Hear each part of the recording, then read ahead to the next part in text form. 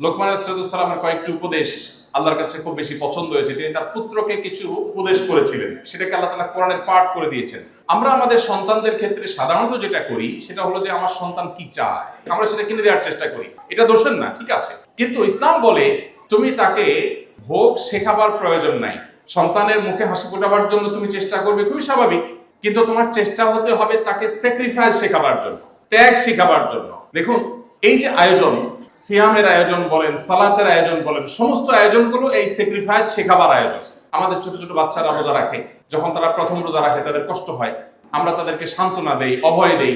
এক পর্যায়ে তাদের মুখ শুকিয়ে আসে, তারপরেও তারা রোজা কন্টিনিউ করে, সন্ধ্যা পর্যন্ত রোজা যখন কমপ্লিট করতে পারে আমরা খুশি হই, তারা খুশি হয়ে যায়। এর মধ্য দিয়ে তারা আত্মনিয়ন্ত্রণ করতে শিখে, কারণ আপনার সন্তানের সামনে যে বিশাল জীবন অপেক্ষা করছে আল্লাহ হায়াতে বাঁচিয়ে রাখলে তাকে, এই জীবনে সে যা কিছু চাইবে সবকিছুই কি তার ব্যাটে বলে হবে? তার জীবনে এমন বহু পরিস্থিতি আসবে যখন তার চাওয়ার সাথে পাওয়ার মিল হবে না, সে যা চাইবে তা হয়তো পাবে না। এই সময়টাতে সে কি করছে? আজকে গোটা পৃথিবীতে আপনি তাকিয়ে দেখেন, বিশেষ করে উন্নত দেশগুলোতে একটু বেশি করে যদি লক্ষ্য করেন, আপনারা আমার চাইতে নিশ্চয়ই ভালো জানেন, আমার অনেকগুলো দেশে যাওয়ার সুযোগ হয়েছে, কিন্তু আপনাদের অনেকে আছেন যারা তার চাইতে বেশি আপনারা বাইরে অবস্থান করেছেন। আমরা আমাদের কিশোরদের, আমাদের শিশুদের, আমাদের সন্তানদের তাদের মুখে হাসি ফোটাবার জন্য আমরা যত চেষ্টা করি, আমাদের যতটা সামর্থ্য আছে, উন্নত দেশগুলো, ইউরোপিয়ানদের, আমেরিকানদের, পশ্চিমে, পূর্বে, তাদের সামর্থ্য আমাদের চাইতে অনেক বেশি আছে। কিন্তু আপনি যদি তাদেরকে খুব গভীরভাবে না হলেও সাদামাঠা কোন রকম পর্যবেক্ষণ করবার সুযোগ হয়ে থাকে, সেই সোসাইটি এবং ফ্যামিলিগুলোকে কাছে থেকে দেখার সুযোগ হয়ে থাকে, আমি নির্ঘাত বলতে পারি যে আপনি বলবেন তাদের শিশুদের চাইতে আপনার শিশু অনেক সুখে আছে। তাদের সন্তানদের চাইতে, তাদের কিশোরদের চাইতে মানসিকভাবে আপনার, আমার সন্তানরা, আমাদের কিশোররা অনেক ভালো আছে। ডিপ্রেশন যদি বলেন তো আমাদের সন্তানরা তাদের চাইতে অনেক ভালো আছে, আর তারা অনেক ডিপ্রেসড হয়ে আছে। বৈষয়িক প্রাচুর্য কিন্তু তাদের কম নেই, কিন্তু শান্তি, সেই জিনিসটা তাদের কিন্তু আস্তে আস্তে হারিয়ে যাচ্ছে। কেন হচ্ছে? কারণ ভোগের শিক্ষা আছে, ত্যাগের কোনো শিক্ষা নেই, স্যাক্রিফাইসের কোনো শিক্ষা নেই, যেটা ইসলাম আমাদেরকে দিয়েছে। সমাজ উপস্থিতি, আমাদের সামগ্রিক জীবনে আমাদের পরিবার প্রত্যেকটা সদস্যকে স্যাক্রিফাইসের এই শিক্ষাটা দেওয়া এবং চর্চা করা, এটা আমাদের জন্য খুবই গুরুত্বপূর্ণ। আপনারা কর্পোরেট দুনিয়ার মানুষ, আপনারা জকজকে তকতকে পরিবেশে থাকা মানুষ। আমি একটা প্রশ্ন আপনাদের কাছে যদি রাখতে চাই, যে প্রশ্ন আমি আমার এক বন্ধুকে সিডনিতে রেখেছিলাম কয়েক মাস আগে। তিনি মস্ত বড় ইঞ্জিনিয়ার, বড় একটা কোম্পানিতে খুব হ্যান্ডসাম একটা স্যালারিতে জব করেন অনেক দিন থেকে। আমি তাকে বললাম, আচ্ছা ভাই বলেন তো, আপনি হ্যান্ডসাম একটা অ্যামাউন্ট পাচ্ছেন মান্থলি, আপনি অনেক পড়ালেখা করেছেন, অনেক কষ্ট করেছেন, এই সব কিছু করে আলটিমেটলি আপনি কি করছেন? তুমি বলেন যে কেমন কথা এটা, যে চাকরি করছি, ভালো একটা চাকরি করছি। তা বললাম, ভালো একটা চাকরি করছেন, এটা জিস্ট আমি যদি বলি, এক লাইনে যদি বলতে বলি আপনি কি বলবেন, মানে আপনার অ্যাচিভমেন্টটা কি জীবনে? তুমি কিছুটা চিন্তাগ্রস্ত হয়ে পড়লেন। আমি বললাম, আপনাকে আমি হেল্প করি। আপনি আসলে একটা কোম্পানিকে সার্ভ করছেন, বিনিময়ে আপনি কি পাচ্ছেন? বিনিময়ে কিছু ডলার পাচ্ছেন, যেটা দিয়ে আপনার ফ্যামিলি নিয়ে আপনি খুব ভালোভাবে জীবনটা পার করতে পারছেন। তাহলে এটা তো আপনার জীবন পার করার একটা মাধ্যম, যে আপনি একটা ভালো বাড়ি কেনার ব্যবস্থা করেছেন, ভালো একটা গাড়ি আছে, মান্থলি কিছু টাকা পয়সা পান, ফ্যামিলি নিয়ে খুব ভালোভাবে চলতে ফিরতে পারছেন। এটা তো আপনার চলাফেরা বা টিকে থাকার একটা চেষ্টা। হ্যাঁ, আমার চাইতে আপনি ভালোভাবে টিকে আছেন, পার্থক্য এটুকু। আমিও খাই, আপনিও খান, আমিও ট্রাভেল করি, আপনিও করেন, আপনি বিজনেস ক্লাসে করেন, আমি হয়তো ইকোনমিকে করি, পার্থক্য এটুকু। তো এখন আপনি যে টিকে আছেন, এই টিকে থাকাটা কি জন্য? তো তিনি বলতে পারছিলেন না। আমরা যারা কর্পোরেট দুনিয়াতে আছি, আমি আইদার কোনো কোম্পানিকে অথবা নিজের কোম্পানিকে, আমি কোন একটা লোগোকে, কোন একটা ব্র্যান্ডকে আমি সার্ভ করছি, এবং এটার জন্য আমার সমগ্র জীবন আমি শেষ করেছি। আমি যদি আর একটু পেছনে যাই, একেবারে শৈশবে চলে যাই, একজন বাবা, একজন মা তার সন্তানকে ভালো একটা স্কুলে ভর্তি করাবার চেষ্টা করেন। কেন? কারণ ভালো স্কুলে পড়ে ভালো রেজাল্ট করলে ভালো কলেজে যেতে পারবে। ভালো একটা কলেজে যাওয়ার চেষ্টাটা কেন থাকে? কারণ ভালো একটা ইউনিভার্সিটিতে যেতে পারবে। ভালো একটা ইউনিভার্সিটিতে গেলে কি হবে? ভালো একটা জব পাবে, সেজন্য ভালো একটা ক্যারিয়ার হবে সেজন্য। আচ্ছা, ভালো একটা জব পেলাম, ভালো একটা ক্যারিয়ারও হলো, এরপর কি চাকরি করব বা ব্যবসা করব, মান্থলি টাকা পয়সা আসবে, বুঝলাম। তো আমার জীবনের গোলটা আসলে কি? তাহলে দিন শেষে একজন খেটে খাওয়া দিনমজুর, তিনিও বেঁচে আছেন, আমিও বেঁচে আছি, তার চাইতে আমি একটু ভালোভাবে বেঁচে আছি, পার্থক্য এটুকু। তাহলে কি আমি এভাবে বলতে পারি যে আমার সমগ্র জীবনের একেবারে শুরু থেকে আজও পর্যন্ত পুরো জীবনভর আমি যা করেছি, আমি স্কুলে পড়েছি, কলেজে পড়েছি, ভার্সিটিতে পড়েছি, আমি জব করেছি, ট্রেনিং নিয়েছি, দেশ বিদেশ ঘুরেছি, সবগুলো করেছি ফর কোম্পানিকে আমার সারা জীবন দিয়ে শেষ মুহূর্তে এসে আমি রিটায়ারমেন্টে গিয়ে এবার মৃত্যুর জন্য অপেক্ষা করছি। তো কোম্পানির জন্য সারা জীবন আমি দিলাম, কোম্পানি আমাকে কি দিল? কিছু স্যালারি দিল বেঁচে থাকার প্রয়োজনে। সময় তো উপস্থিতি, আমরা যদি এইভাবে লক্ষ্য করি তাহলে দেখতে পাবো যে আমাদের জীবনের আসলে চূড়ান্ত বা স্পষ্ট কোনো লক্ষ্য নেই। আমি কেন বেঁচে আছি? আমাকে বেঁচে থাকার জন্য কিছু স্যালারি দেওয়া হচ্ছে, আমি বেঁচে আছি। তা বেঁচে থাকাটা কি জন্য? বরং আমি যদি অন্যভাবে চিন্তা করি, আমরা রাতে ঘুমাই। কেন ঘুমাই? কারণ সকালে আমার জবে যেতে হবে, ডিউটিতে যেতে হবে, কোম্পানিতে কাজে যেতে হবে, বা আমার নিজের কোম্পানিতে যেতে হবে। তো আমার রাতের ঘুমটাও মূলত জবের জন্যই। আমি একটু খাওয়া দাওয়া করে সুস্থ থাকার চেষ্টা করছি জবের জন্যই। তার আমার পুরো লাইফটা আমি সার্ভ করছি মূলত একটা কাজের জন্য।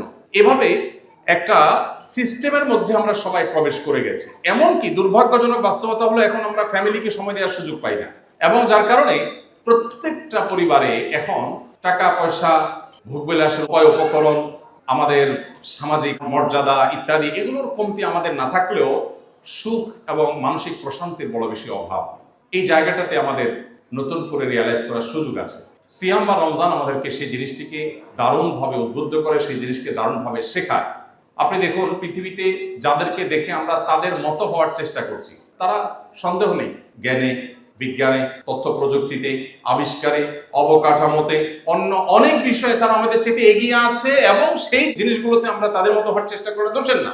কিন্তু কালচারের কথা যদি আপনি বলেন, তো আমি নির্দ্বিধায় বলতে পারি, আপনি যে কালচার ধারণ করেন এজ এ মুসলিম, আপনার সে কালচারাল দিক থেকে আপনি ওর চাইতে, ও যদি জাগতিক বিষয়গুলোতে আপনার চাইতে 200 বছর এগিয়ে থাকে, তো আপনি কালচারাল দিকগুলোতে, পারিবারিক সুখে, দাম্পত্য শান্তিতে আপনি তার চাইতে 400 বছর এগিয়ে আছেন। আমরা আমাদের সমাজের স্বামী স্ত্রীর মধ্যে যে ভালোবাসাটা দেখি, তারা এগুলো তো কল্পনাও করতে পারে না। আপনারা আমার চাইতে ভালো জানেন এগুলো। তাদের ব্যাপারটা বেশিরভাগই হলো অনেকটা রুমমেট বা ম্যাচমেটের মতো, যে ঠিক আছে আমি ইলেকট্রিসিটি বিল দিচ্ছি, তুমি গ্যাস বিল দাও, আমি পানি বিল দিচ্ছি, তুমি বাজার খরচের টাকাটা দাও। এ হলো তাদের অবস্থা। আমাদের পারিবারিক জীবনে যত অশান্তি থাকুক না কেন, দিন শেষে একজন স্বামীর সাথে একজন স্ত্রীর যে বন্ডিং, যে ভালোবাসা, এটা আসলে তারা কল্পনা করতে পারে না। আমাদের সমাজে এখনো সন্তান বাবা মাকে, এই অধঃপতনের পরও এখনো সন্তানরা বাবা মাকে যতটা ভালোবাসে, বাবা মার সন্তানকে যতটা ভালোবাসে, তারা তো এগুলো চিন্তা করতে পারে না। আমাদের এই সুখের জায়গাটাতে আমরা অনেকেই খুব যথাযথভাবে আমাদের উপলব্ধিটা সেভাবে আমাদের হয়ে উঠছে না, এবং আমরা হীনমন্যতায় ভুগি। অ্যাজ এ মুসলমান আমাদের ইসলামের চর্চাটা যেমন বাড়ানো দরকার, ইসলামটাকে বোঝা দরকার, ইসলামটা আমাদের পরিবারের মধ্যে খুব চমৎকার ভাবে গেঁথে দেওয়া দরকার, এবং চর্চাটা বাড়ানো দরকার। এর ফলে কি হবে? আখিরাতের শান্তি তো পরে, আল্লাহ বলেছেন ওয়াল আখিরাতু খায়রুম ওয়া আবকা, সেটা তো পরে আসবে। পার্থিব জীবনে আমাদের আল্লাহ তাআলা প্রচন্ড রকমের শান্তি, মানসিক সুখ, মানসিক সান্ত্বনা, মানসিক সমৃদ্ধি সেটা আল্লাহ তাআলা দান করবে। নবীজি সাল্লাল্লাহু আলাইহি ওয়াসাল্লাম বলেছেন লাইসাল গিনা বিকাসরাতিল আরদ ওয়ালাকিন্নাল গিনা গিনান নফস। অনেক প্রাচুর্যের মধ্যে, বৈশ্বিক প্রাচুর্যের মধ্যে আল্লাহ তাআলা মানুষের প্রকৃত সচ্ছলতা রাখেননি। প্রকৃত সচ্ছলতা হলো মানসিক মনের সচ্ছলতার মধ্যে। একজন ধরুন তার 2টা ছেলে বা একটা ছেলে একটা মেয়ে, দুজনকে পাঠিয়ে দিয়েছেন বিদেশে পড়ার জন্য। এখন আলটিমেটলি বিদেশে পড়তে গেলে ছেলেরা মেয়েরা সেখানকার ভালো এনভায়রনমেন্ট পায়। বিদেশি এমবাসিগুলো আমাদের দেশে এমবাসি খুলে বসে আছে আমার দেশের মেধাবী ছেলেগুলোকে ক্যাচ করার জন্য। আমি কয়েকদিন আগে কয়েকটা এমবাসির উপর একটু ঘাটাঘাটি করার চেষ্টা করলাম যে তাদের ভিসা দেওয়ার ক্ষেত্রে পলিসিটা কি। তো আমি অবাক হলাম, আপনারা অনেকে হয়তো আগে থেকেই জানেন, আপনি একজন প্রতিষ্ঠিত মানুষ, আপনি একটা ভিজিট ভিসা অ্যাপ্লাই করেন, হয়তো আপনাকে রিজেক্ট করতে পারে, বাট আপনার ছেলে যদি স্টুডেন্ট ভিসার জন্য দাঁড়ায়, তাকে রিজেক্ট করার সম্ভাবনা খুবই কম। অবাক করার ব্যাপার না? আপনি একজন প্রতিষ্ঠিত ব্যবসায়ী, হয়তো আপনাকে রিজেক্ট করতে পারে, কিন্তু আপনার ছেলে যদি মোটামুটি তাদের পারপাস সার্ভ করে, তাহলে তাকে তারা ভিসা দিয়ে দিবে। কোন কোন দেশ আছে 95%-এরও বেশি তারা স্টুডেন্ট ভিসা তারাই আপনার অ্যাপ্রুভ করে। কাহিনী কি? আপনি বলবেন তারা জ্ঞান বিজ্ঞানকে অনেক অ্যাপ্রিসিয়েট করে, তারা এই দেশ থেকে, তারা এই দেশের ছেলেরা ওখানে জ্ঞান বিজ্ঞান অর্জন করতে যাবে, পড়ালেখা করতে যাবে, অ্যাপ্রিসিয়েট করে। বাস্তবতা কি আসলে তাই?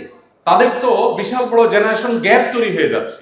তাদের বিবাহ বহির্ভূত সম্পর্ককে তারা স্বাভাবিক করার ফলে তাদের দেশে প্রণোদনা দিয়ে, পৃথিবীর এমন একটা উন্নত দেশ হয়তো আমরা খুঁজে বের করতে পারবো না যেই দেশ সন্তান জন্ম দেওয়ার জন্য প্রণোদনা দেয় না। একটা দেশও উন্নত এরকম পাওয়া আমার মনে হয় অলমোস্ট অসম্ভব। কেন? টাকা দিচ্ছে, পয়সা দিচ্ছে, মান্থলি বাধা দিচ্ছে, এটা দিচ্ছে, সেটা দিচ্ছে, কিন্তু সন্তান জন্মের হার বাড়ছে না। ওই যে মানুষের টেন্ডেন্সি নষ্ট হয়ে গেছে, যার ফলশ্রুতিতে আপনার দেখা যাচ্ছে যে খুব ভয়াবহ একটা জায়গায় তারা চলে আসছে। আমরা কিন্তু সেই ক্রাইসিসে নাই, তারা যে ক্রাইসিসে আছে। তো এই যে ব্যাপারটা, এই জায়গাগুলো আমাদেরকে নতুন করে ভাবতে শেখায় যে কালচারালি আল্লাহ তাআলা আমাদেরকে অনেক ভালো জায়গা রেখেছে, অনেক ভালো জায়গা রেখেছেন। আমি যে কথাটা বলছিলাম যে আমাদের সন্তানদেরকে ওরা ক্যাচ করতে চায়, কারণ ওখানে গেলে ওরা থেকে যাবে। এখন মানসিক শান্তি আর প্রাচুর্য দুটো দুই জিনিস। বৈষয়িক প্রাচুর্য, কারণ হয়তো 2টা ছেলে আছে, অথবা একটা ছেলে একটা মেয়ে আছে। আজকাল তো এক দুইটা ছেলে মেয়ের বেশি নেই। আমি হুজুর মানুষ, এই কথা বললে আপনারা তো মাইন্ড করবেন। জগতের সবচেয়ে বড় মিথ্যা কথাগুলোর মধ্যে একটা হলো ছোট সংসার সুখী সংসার। এটা জগতের কয়েকটা অতি পরিচিত অতি প্রসিদ্ধ মিথ্যা কথাগুলোর একটা। আপনি যত দুঃখী পরিবার দেখবেন এর বেশিরভাগ দেখবেন যে খুব সংক্ষিপ্ত এবং ছোট পরিবার। সরি টু সে, পশ্চিমারা আমাদেরকে শিখাইছে যে খবরদার বেশি সন্তান নেওয়া যাবে না। ওরা এখন সন্তান বাড়ানোর চেষ্টা করতেছে, হাতে পায়ে ধরে বাড়াতে পারছে না। ওরা যে গর্তে ঢুকেছে আমরা ওটাতে ঢুকা শুরু করছি। ওরা যেখানে আটকা পড়ে গেছে, ফেঁসে গেছে, আমরা এখন ফাঁসতে শুরু করেছি। আপনি দেখেন তারা কেন সন্তান বাড়ানোর চেষ্টা করছে এখন। আমি অনেক আগে ব্যাংককে এক বাংলাদেশি সিনিয়র, অনেক বয়স্ক ছিলেন, এখন মারা গেছেন উনি, ইন্টারপ্রেটার ছিলেন একটা হসপিটালে। ওনার সাথে পরিচয় হওয়ার পরে জিজ্ঞেস করলাম, ভাই বাচ্চা কাচ্চা কয়জন? উনি খুব অল্প সংখ্যক বাচ্চা বললেন। তখন বললাম যে এত অল্প, আমি জানি তো এখানে তো সরকার অনেক বাচ্চা হওয়ার জন্য প্রণোদনা দেয়। তিনি বললেন, ভাই সেটা তো আপনি এখনকার কথা বলছেন, আমি আজ থেকে বহু বছর আগে আসছি, আপনি তখন ছোট ছিলেন বয়সে। তাই বললাম তাহলে কি ইস্যু কি? বলে যে তখন এখানে সন্তান বেশি নিলে রীতিমতো পানিশমেন্ট করা হতো, সন্তান বেশি নেওয়া যাবে না, দেশে মানুষ বেড়ে যাচ্ছে, কমাইতে হবে, তো সেজন্য সন্তান আমার অল্প। তো বললাম এখনকার অবস্থা? বলছে এখন অবস্থা হলে আমি যদি 10টা সন্তান জন্ম দিতে পারি তাহলে সরকার আমাকে রীতিমতো জাতীয় পর্যায়ে পুরস্কার দেবে, এমন একটা ভাব। তাহলে কি দাঁড়ালো দিন শেষে? প্রথম তারা যা করেছে ওইটার ফলে মানুষের টেন্ডেন্সি একবার চেঞ্জ হয়ে গেলে এই টেন্ডেন্সি শত বছরে আর পরিবর্তন করা সম্ভব নয়। সেই ক্রাইসিস তাদের শুরু হয়েছে। তো আমরা তাদের অনুসরণ করছি অন্ধের মতো, ইসলামকে পাশ কেটে, ইসলামকে সেকেলে মনে করে যা পাচ্ছি তা আমরা গোগ্রাসে গিলছি। এই জায়গাটাতে আমাদের ইসলামকে নতুন করে জানার এবং বোঝার দরকার আছে। সময় তো বুঝছি, আমি যেটা বলছিলাম যে বৈষয়িক প্রাচুর্য হলেই সুখী হওয়া যায়, কর্পোরেট দুনিয়াতে বিশেষ করে এই ধারণাটা আমাদের মধ্যে বদ্ধমূল হয়ে গেছে। ফলে আমাদের ফ্যামিলিকে আমরা সময় দিতে রাজি না। আমরা বাসায় ঢুকছি মোবাইল টিপতে টিপতে, আবার বের হচ্ছে মোবাইল টিপতে টিপতে। আমি বিভিন্ন জায়গায় বলার চেষ্টা করি, আমার শত ব্যস্ততার মধ্যেও আমি প্রতিদিন 1 ঘন্টা আমার বাচ্চাদের সাথে খেলার চেষ্টা করি। বিশেষ করে যখন শীতের সময় থাকে, গত 4-5 মাস আমার এরকম অনেক প্রোগ্রাম ছিল যেখানে আমার থাকা অনেক গুরুত্বপূর্ণ। বলছেন আমার বাচ্চাদের সাথে খেলার সময় হয়ে গেছে, আমি আর কোথাও থাকবো না। 1 ঘন্টা বাচ্চাদের সাথে আমি খেলি এবং খেলতে গিয়ে বাপ বেটা ঝগড়া করি, খেলাধুলা করি। কয়জন বাবা আছেন যে সন্তানকে নিয়ে খেলেন বা সময় দিতে পারেন? বেশিরভাগই আমরা এখন এত ব্যস্ত হয়ে গেছি, মনে করি টাকা পয়সা হলে সবই হয়ে যাবে। আমাদের আসল শান্তির জায়গাটা থেকে আমরা সরে যাচ্ছি। আমি যেটা বলছিলাম, কারণ 2টা ছেলে মেয়ে আছে, আমি এরকম অনেককে দেখেছি। জিজ্ঞেস করছি, ভাই বাচ্চা কাচ্চা কয়জন? জিজ্ঞেস করছি বাচ্চা কয়জন, ছেলে মেয়ে কয়জন? উত্তর হবে 2 বা 3 বা 4 কিছু একটা। তো উত্তর হয় বেশিরভাগ ক্ষেত্রে 2 জন। ছেলেটা কানাডা থাকে, মেয়েটা ব্রিটেনে থাকে।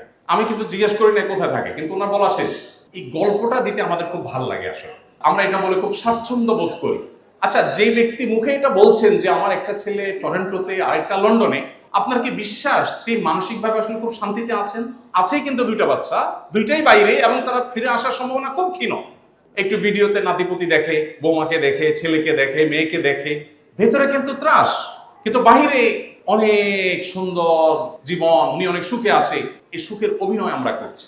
সমাজ উপস্থিতি, ইসলাম আমাদেরকে বাস্তবমুখী হতে পারে, আর সেজন্য সিয়ামের বার্তা আমাদের ধারণ করা দরকার, গ্রহণ করা দরকার। আমি আপনাদের প্রতি উদাত্ত আহ্বান রাখতে চাই, শুনে শুনে মুসলমান না হয়ে অনুগ্রহ করে আসুন আমরা একটু ইসলামটাকে জানার চেষ্টা করি। আজকে যেরকম একটি চমৎকার আয়োজনে আমাদের বাচ্চাদেরকে সাথে নিয়ে, ফ্যামিলিকে সময় নিয়ে আমরা সময় দিয়েছি, আসুন পারিবারিকভাবে ইসলামকে শেখার জন্য, জানার জন্য আমরা কোনো একটা অ্যারেঞ্জমেন্ট করি। আমরা কোরআনটাকে অর্থ সহকারে, ব্যাখ্যা সহকারে বোঝার চেষ্টা করি, হাদিসটাকে বোঝার চেষ্টা করি। অ্যাজ এ মুসলমান ইসলামটাকে আমরা জেনে বুঝে চর্চা করি, সেটা আমাদের জন্য অনেক বেশি উপভোগ্য হবে, সেটা আমাদেরকে সত্যিকার ইসলামের পথে নিয়ে যাবে। অনেক মা বোন আছেন এখানে, আমি আপনাদের উদ্দেশ্যে বলতে চাই, জান্নাতে যাওয়ার পথটা আপনাদের জন্য অনেক সহজ করে দিয়েছে ইসলাম। পুরুষদের জন্য অনেক জটিল, রাস্তায় ঝগড়া করতে গেছি, মুখ খারাপ করা যাবে না, নাহলে জাহান্নামে চলে যাবে। আপনার তো সে অপশন খুব একটা নাই। আমাকে রাস্তায় অনেক কিছু ফেস করতে হয়, আপনার অনেক কিছু ফেস করতে হয় না, আল্লাহ তাআলা অনেক সহজ করে দিয়েছেন। আমি আশা করব আমাদের আদরের যে কলিজার টুকরো সন্তানগুলো আছে তারা দুধে ভাতে থাকুক, এই স্বপ্ন আমরা চাইবো ঠিকই। তার পাশাপাশি তারা যেন আল্লাহ বিরু হয়, ভালো মানুষ হয়, সেই জিনিসটা আমরা যেন চাই, এবং তাদেরকে সত্যিকারের সুন্দরের পথ যেন আমরা দেখিয়ে দিয়ে যেতে পারি। মা হিসাবে আপনাদের দায়িত্ব বাবাদের চাইতে এই জায়গাটাতে একটু বেশি। আপনারা যদি এটা করতে পারেন তাহলে এটা হবে আপনার আমার আখিরাতের সবচেয়ে বড় পুঁজি, সবচেয়ে বড় অর্জন। আল্লাহ তাআলা আমাদের সবাইকে সে তৌফিক দান করুন। আমি বিক্ষিপ্ত এবং এলোমেলো কিছু কথা বলেছি, যদি আপনারা কেউ কষ্ট পেয়ে থাকেন আমাকে মাফ করবেন, আর উপকারী কোনো কথা বলে থাকলে সেটা অনুযায়ী আমরা আমল করার চেষ্টা করব। আল্লাহ তাআলা আমাদের এখানে আসাকে, বসাকে, এই চমৎকার আয়োজনকে কবুল এবং মঞ্জুর করুন, এবং এখানে যেরকম আমরা সমবেত হয়েছি আল্লাহ তাআলা আমাদেরকে জান্নাতুল ফেরদাউসে একইভাবে সমবেত হওয়ার তৌফিক দান করুন। আস-সুন্নাহ ফাউন্ডেশন, উম্মার স্বার্থে, সুন্নাহর সাথে।